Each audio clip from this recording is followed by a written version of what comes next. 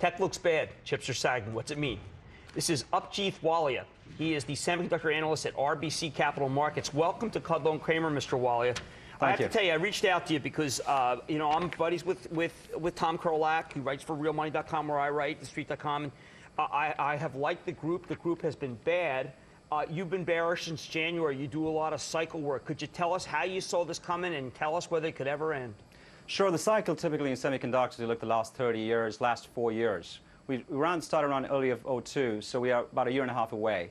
And early in this year, I was looking at the cycle and looking at most of the macro indicators we look to predict the cycle, essentially interest rate momentum, inflation, raw materials pricing, demand, overall the world. And we could see that sometime in the middle of 04, the cycle will start to peak. And semis typically start to underperform when the cycle is peaking. And that's why, and also this time around, I think the semis started to be more anticipatory than they are typically in the last 3 to 4 cycles. And that's where you started to see Jan to Feb, the stock started to accelerate. Well, Mr. Walia, I think Alan Greenspan's overkill could make your short cycle come true. I think that's a possibility.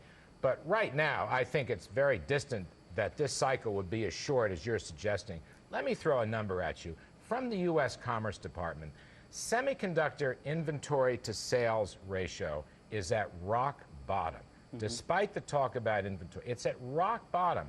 And this is the part I don't understand. People say the industry is overproducing, but the IS is at rock bottom.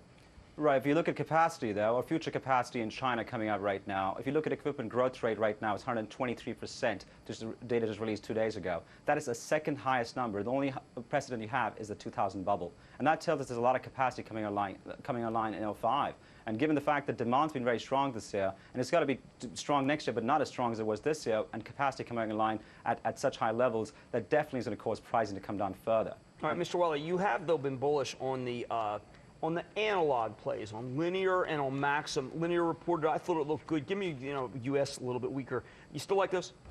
Linear, our stance essentially is avoid the sector, stay out of the sector for some time, and if you have to be in the sector, stay in high-end analog. And the high-end analog, two names you have is Linear Tech and Maxim. Essentially, they are like cash and semis. You want to fly to quality, fly to liquidity, fly to balance sheets, and also they're late-cycle movers. And those are two names which start to outperform when the cycle is declining. And you begin to see that the last 3 to 4 months, Linear and Maxim have been outperforming the rest of the peers. All right, Mr. Walia, we appreciate your coming on, and I hope the cycle's longer, but we appreciate your coming on.